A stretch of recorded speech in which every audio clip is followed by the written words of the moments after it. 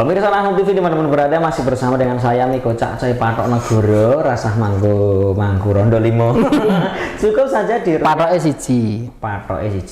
Kalau yang lain tuh patok kolor itu banyak itu. Nah, Pak Nur atau Pak Kiai Nur Ali ini kan sudah banyak sekali pengalaman yang beliau sendiri menyembuhkan orang-orang, mungkin ratusan sudah ya. Ya, alhamdulillah. Nah, sekarang bagaimana sih Pak cara untuk menyembuhkan orang yang kesurupan itu? Karena kan itu ngeri sekali. Saya pernah itu dimintai tolong sama warga, kan ya saya taunya warga itu wah ini Pak Ustadz kan, otomatis saya bisa mesti tahu jin, padahal jin itu nggak ada yang bisa tahu ya Pak ya. Iya, enggak bisa imannya tahu. malah lebih kurang ya. Iya, kalau kita mengaku melihat jin. Berarti bahaya, nah hati-hati. Besok saya harus sampaikan ini pada warga supaya mereka tidak mengatakan wah berarti Kak Coy bisa melihat jin, wah justru kalau bisa melihat jin malah imannya turun. Loh, kalau dikatakan oleh orang lain ya monggo saja. Tapi kita jangan sampai mengaku-ngaku bisa melihat jin. Bahkan sampai bisa meramal. Saya itu justru malah lebih supaya aman. Orang tidak memandang saya bisa nambani kesurupan. Karena Kak tolong anak saya itu kesurupan. Saya malah takut. Nah, kira-kira bisa ditambari dari jarak jauh enggak Pak itu? Bagi praktisi CRA atau di CRA itu sendiri, kesurupan itu paling mudah penyakit yang bisa diobati. Maaf ini ya. Orang kesurupan tidak harus dibacakan Quran, cukup kita ajak ngobrol. Kalau itu yang betul-betul jin yang ada di tubuhnya, kita ajak ngobrol, suruh keluar. Baru nanti ketika kita ajak ngobrol, maunya apa, dari mana, maksudnya bagaimana, kalau kamu masuk di sini kamu Islam atau tidak. Nah, ini salah satu keunggulan teman-teman praktisi itu, bisa mengislamkan jin melalui orang, yang itu kesurupan, karena bukan dia sendiri yang ngomong, itu jin. Jadi sekali lagi untuk orang indikasi kesurupan, masuk syaitan jatuh dia. Satu, ditanya dulu, dijak ngobrol baik-baik. Tapi jangan banyak ditanya, dan jangan langsung dibacakan Al-Quran, karena jin itu nanti bersifat akan kepanasan. Jin itu akan kepanasan. Kadang-kadang orang yang ingin menambah itu menyembuhkan itu ya. Ya sudah gugup dulu karena kerabat, keluarga dan sebagainya sudah ngeri, bagaimana Pak segera ditolong ini Pak, gini ya, kami gugup harus dibaca ayat kursi atau balang wejo.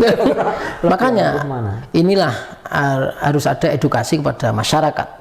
Sekali lagi bahwa ruqyah, semua orang Islam khususnya yang bisa ngaji itu bisa meruqyah kok. Bisa meruqyah dirinya sendiri, bisa meruqyah orang lain. Satu kunci adalah harus kita tenang. Kemudian kunci ruqyah, obat yang paling ampuh ruqyah itu adalah kesabaran. Ya, Al-Quran itu sendiri dan sabar. Yang tadi rahmat dari Allah. Wa nunazzilu minal Qur'ani ma huwa syifaa'u wa rahmatul lil mu'minin. Ketika kita beriman pada Allah dan meyakini bahwa Al-Quran itu adalah obat, ya udah pasrah kita pada Allah. Karena ini kita lil mu'minin, ini rahmat itu ya bagi orang-orang yang beriman, bukan untuk orang lain. Oleh sebab itu paling mudah sekali lagi mengobati orang masuk syaitan atau kesurupan tadi, diajak ngobrol, diagnosa. Bisa saja ketika kita sudah sudah bisa, itu bisa saja dari hati ke hati. Ketika dia bisa keluar, baru kita bacakan Al-Quran, dan jangan banyak dibacakan Al-Quran.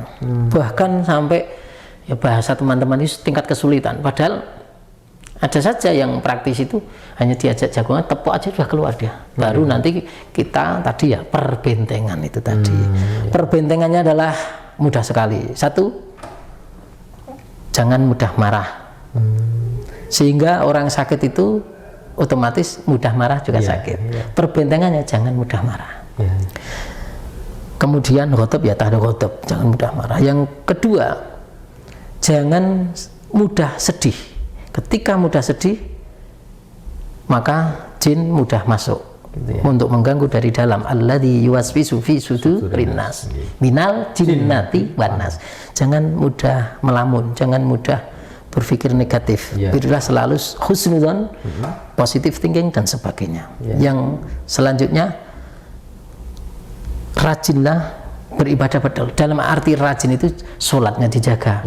Ketika kita sudah bisa membaca Al-Quran, bacalah Al-Quran walau hanya satu ayat satu hari, otomatis dari sholat itu sudah bisa. Tapi bukan sholat itu sendiri, tapi di sela-sela kesibukan kita ada waktu untuk membaca tadarus. Kemudian ada zikir-zikir, kalimat-kalimat thayyibah, istighfar, sholawat, tahlil, tasbih, haukolah dan sebagainya yang bisa untuk membentengi kita semua. Iya. Dan sering berkumpul dengan orang-orang soleh. Ya. Seperti saya kumpul dengan Cak Co itu kan orang soleh ya. Amin ya Allah, amin ya Rabbi. Kalau jenengan kan bukan orang solehah, seorang soleh. Bukan.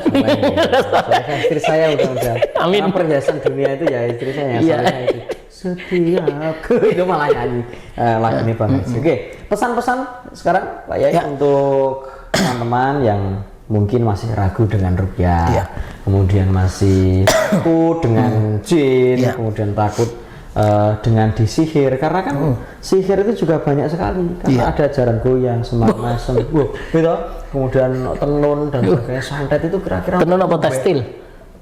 Tekstil untuk membentengi dari apa salah dan dosaku sayang, cintaku kau buang-buang, terus aku berikan jaran goyang.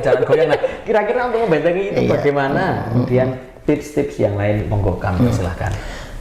Tips yang paling mudah bagi orang yang sehat adalah bahwa saya sehat, bahwa saya tidak sakit.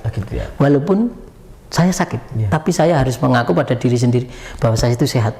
Pripun kabarnya? Sehat? Alhamdulillah sehat, walaupun kita sakit. Orang gak malah aku lara ya. Itu maka apapun yang kita katakan maka akan menjadi bagian dari doa kita. Karena setiap apa adalah doa.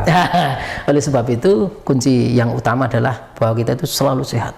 Sehingga ketika kita selalu sehat, walaupun kita sakit, maaf ya, kita akan selalu ingat pada Allah. Zikrullah itu yang penting.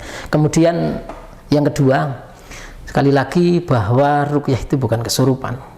Janganlah takut, janganlah khawatir ketika ingin berobat dengan ayat-ayat Al-Quran. Dan kita, panjenengan sedaya, bisa mengobati dirinya sendiri dengan ayat-ayat Al-Quran. Yang paling mudah adalah ruqyah standar, Al-Fatihah, ayat kursi, Al-Ikhlas, Al-Falak, dan Anas. Semua itu sudah terkandung di Al-Fatihah. Semua itu perlindungan di Falak dan Anas. Semua itu sudah terkandung dalam Al-Quran dengan bacaan Al-Ikhlas 3 kali. Dan semua perbentengan, perlindungan Allah Subhanahu wa Ta'ala dengan tawasul ayat kursi. Nah, itu semuanya ada pada tahlilan. Iya. Jadi kalau kita tahlilan, insya Allah aman dari kesurupan. Iya, innamal a'malu binniyat. Tapi harus hati-hati ketika nanti tahlilan, maulidan, barzanjan, semuanya bisa untuk obat. Barzanjan, maulidan, istighosah bisa untuk dibaiyah, bisa sholawatan, bisa untuk pengobatan, untuk bisa berobat. Sing penting hati-hati ketika ada niat untuk berobat di sini, engko naik mutah, nggo kresek. Oh gitu ya, oke. Ketika ada reaksi bahaya, hati-hati. Bahaya lagi, apalagi dia belum swab. Nanti kalau mutah sampai dropletnya itu kena. Dan terakhir bahwa ruqyah itu juga sama dengan dokter, artinya juga sama dengan obat, juga punya efek samping, punya reaksi. Satu mutah, yang kedua sendawa, gelegek, kemudian ngantuk. Pernah sering saya meruqyah itu orang di rumah malah tidur. Tapi alhamdulillah apa yang dia keluhkan dia rasakan sembuh oleh Allah Subhanahu wa Ta'ala. Kemudian nanti bisa saja dia nangis histeris sampai teriak-teriak, bisa saja dia memang kesurupan. Artinya memang betul-betul dia dirasuki oleh jin. Jin itu bisa saja dari sihir atau memang dari pengganggu itu sendiri. Baik, terima kasih Pak Nur, mudah-mudahan bermanfaat sekali. Tentunya ini dari JRA tetap eksis, tetap langgeng. Amin. Dan teman-teman yang di rumah, pemirsa Nahnul TV dimanapun berada, tetap diberikan kesehatan. Bagas waras terhindar dari COVID-19. Amin. Terima kasih. Ihdinas shiratal mustaqim. Assalamualaikum warahmatullahi wabarakatuh. Waalaikumsalam warahmatullahi wabarakatuh.